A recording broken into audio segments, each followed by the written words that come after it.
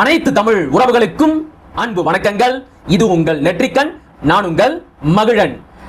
அஜித் குமாரோட காவல் மரண குற்ற வழக்கில் தொடர்புடைய முக்கிய நபரான முதன்மை குற்றவாளியான நிகிதா, அஜித் குமார் மீது நகை திருட்டு புகார் அளித்த நிகிதா, இவங்க கொடுத்த புகாரால தான் காவல்துறை அஜித் குமாரை கைது செஞ்சு விசாரிக்கிறோம் அப்படின்னு சொல்லிக்கிட்டு சொல்ல முடியாத சித்திரவதைகளை எல்லாம் செஞ்சு அவரை அடிச்சே கொலை பண்ணாங்க.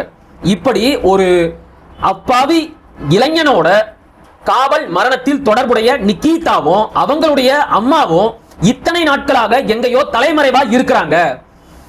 அவங்க எங்கேயோ பெங்களூர்ல இருக்கிறாங்க, பொள்ளாச்சியில இருக்கிறாங்க, கோயம்புத்தூர்ல இருக்கிறாங்க அப்படின்னு தான் இத்தனை நாட்களாக நாம எல்லாருமே நம்பிக்கிட்டு இருந்தோம். நம்புறதுக்கு என்ன இருக்கு? நமக்கு வந்த செய்தியும் தகவலும் அதைத்தான் சொல்லுச்சு. ஆனா இன்னைக்கு என்ன நடந்திருக்கு தெரியுமா? நிகிதா இன்று காலை எந்திரிச்சு குளிச்சு முடிச்சு பூ பொட்டை எல்லாம் வச்சுக்கிட்டு புடவை கட்டிக்கிட்டு சீரி சிங்காரிச்சுக்கிட்டு அவங்க வேலை செய்து கொண்டிருக்கக்கூடிய திண்டுக்கல் MBM அரசினர் மகளிர் கல்லூரிக்கு வேலைக்கு போயிருக்கிறாங்க. எஸ், ஆமா, இப்ப நாம பேசிக்கிட்டு இருக்கிற இந்த நேரத்துக்கு நிகிதா கல்லூரியில வகுப்பில் மாணவர்களுக்கு பாடம் எடுத்து கொண்டிருக்கிறார்.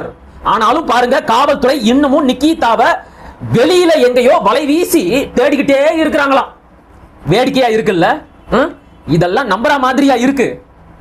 சொல்லுங்க, என்ன ஏதுன்னு விசாரிச்சு பார்த்தா நிகிதா இவ்வளவு நாட்களாக விடுமுறையில இருந்தாங்களாம். இப்பதான் லீவு எல்லாம் முடிச்சுக்கிட்டு மறுபடியும் வேலைக்கு சேர்ந்திருக்கிறாங்களாம். சோ நிகிதா ஒன்னும் இத்தனை நாட்களாக தலைமறைவா சுத்தல, அவங்க சுற்றுலாவில் இருந்தாங்க. லீவு போட்டுட்டு சிவகங்கை மாவட்டம், திருபுவனம், பொள்ளாச்சி, கோயம்புத்தூர், முடிஞ்சா பெங்களூரு, இப்படி பல ஊர்களுக்கும் சுற்றுலா போயிட்டு இப்ப பொறுமையா விடுமுறை எல்லாம் முடிச்சுக்கிட்டு மறுபடியும் கல்லூரிக்கு வேலைக்கு வந்திருக்கிறாங்க. இந்த விடுமுறைக்கு போன போது போற போக்குல ஒரு பையன் மேல பொய்யான புகாரை கொடுத்து அவனை காவல்துறையை விட்டு அடிச்சு கொல்லவும் வச்சிருக்கிறாங்க. கடைசியா வந்த தகவல் என்ன சொல்லுது அப்படின்னா, நிகிதா கல்லூரியை முடிச்ச உடனே இன்று மாலை அவங்களை கூப்பிட்டு விசாரிக்க போறாங்களாம்.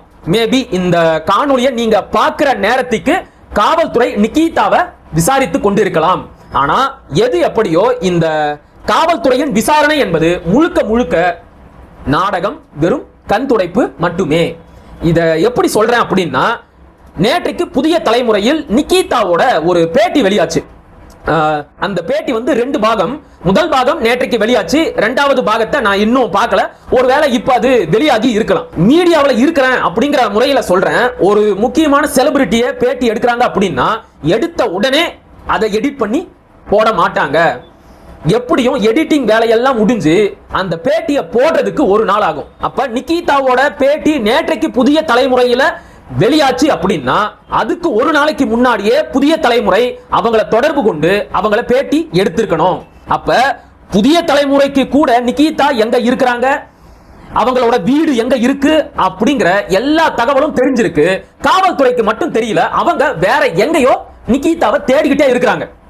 பொதுமக்களே முன் நிகிதாவை புடிச்சு கொடுத்தா கூட நீங்க போயிட்டு வாங்கம்மா அப்படின்னு பத்திரமா நிகிதாவை அனுப்பி வச்சுட்டு வேற எங்கேயோ தேடிக்கொண்டிருந்த காவல்துறை இன்று மாலை நிகிதாவை கூப்பிட்டு வச்சு விசாரிக்க போறாங்களாம். அதை நாம நம்பணுமா?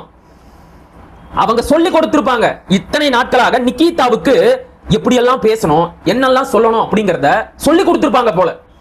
நேற்றைக்கு கொடுத்த பேட்டியில கூட அந்த அம்மா அவ்வளவு பொய் சொல்றாங்க, அவ்வளவு முன்னுக்கு பின் முரணான தகவல்களை சொல்றாங்க.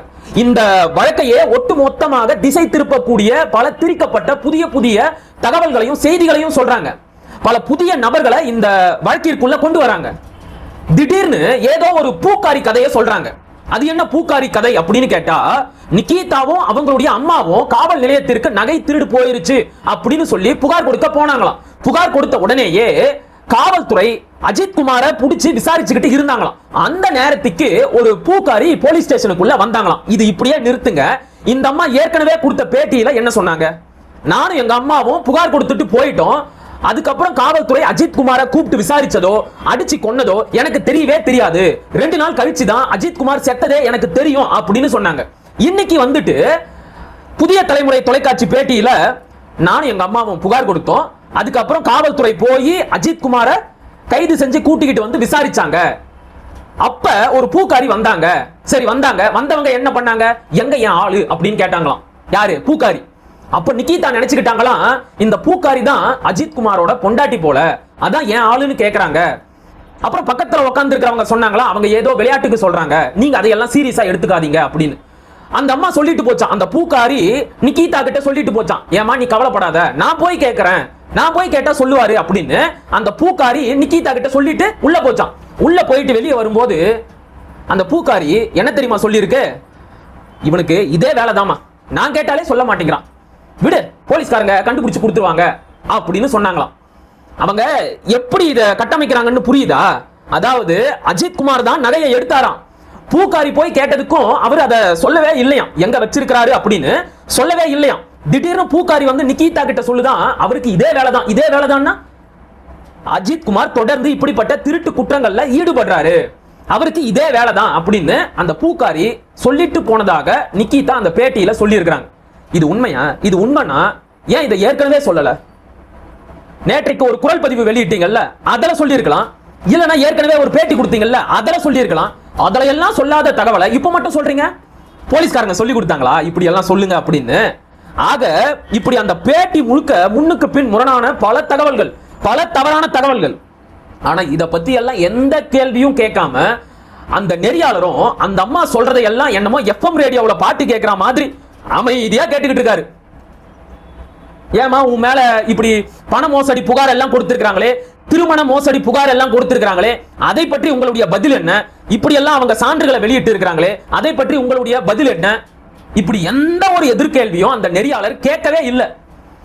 எனக்கு எந்த செல்வாக்கும் இல்லைங்க அப்படின்னு அந்த அம்மா சொல்றாங்க. இவரும் ஓ அப்படியா, எந்த செல்வாக்கும் இல்லாத ஒரு நபர் எப்படிங்க எஃப்ஐஆர் போட்டும் 15 வருஷமா விசாரிக்கப்படாம இருக்கிறாங்க? புரியவே இல்லையே. 2011 போட்ட எஃப்ஐஆர் இன்னைக்கு வரைக்கும் அந்த அம்மா மேல எந்த விசாரணையும் நடத்தப்படல. நான் உட்பட பல பேரையும் நிக்கிதா திருமணம் செஞ்சு ஏமாத்தி இருக்கிறாங்க, பணம் பறிச்சிருக்காங்க, காவல்துறையை கைக்குள்ள போட்டுக்கிட்டு பல குடும்பத்தையே சீரழிச்சிருக்காங்க அப்படின்னு திருமாறன் சொல்றாரு. இத பத்தி எல்லாம் எந்த கேள்வியும் கேட்காம அமைதியா ஒரு பேட்டியை எடுத்து வச்சிருக்கிறாரு புதிய தலைமுறையை சேர்ந்த நெறியாளர். அந்த அம்மாவை நியாயப்படுத்துறது தான் புதிய தலைமுறையோட வேலையா? இத நான் என்ன சொல்றது, கமெண்ட் செக்ஷன் பூரா அந்த அம்மாவை கழுவி கழுவி ஊத்தி இருக்கிறாங்க. புதிய தலைமுறையை கேட்கக்கூடாத கேள்வி எல்லாம் கேட்டு வச்சிருக்காங்க. ஆக தெளிவா தெரியுது இது எல்லாமே காவல்துறை நடத்தக்கூடிய வெறும் நாடகங்கள் என்பது. உண்மையாகவே அந்த பேட்டியில நிக்கிதா சொல்ற மாதிரி அவங்க உத்தமையா இருந்தா இந்த தகவல்களை எல்லாம் என்னைக்கோ நீதிமன்றத்தில் வந்து சொல்லியிருக்க வேண்டியது தானே, சொல்லியிருக்கலாம்ல. அப்பெல்லாம் வாயை மூடிக்கிட்டு இருந்துட்டு இப்ப மட்டும் வந்து எனக்கு ஒண்ணுமே தெரியாது, அந்த பையன் செத்துட்டான்னு கேள்விப்பட்ட உடனே எங்க அம்மா ஐயோ மகனே அப்படின்னு அழுதாங்களாம். சிவாஜி தோத்துருவாரு. ஏங்க இதெல்லாம் வேடிக்கையா இல்ல? யாருங்க நம்புவாங்க? சோ காவல்துறையும் நிக்கிதாவும் சேர்ந்துகிட்டு நம்ம முன்னாடி ஒரு நல்ல நாடகத்தை நடத்திக்கிட்டு இருக்கிறாங்க.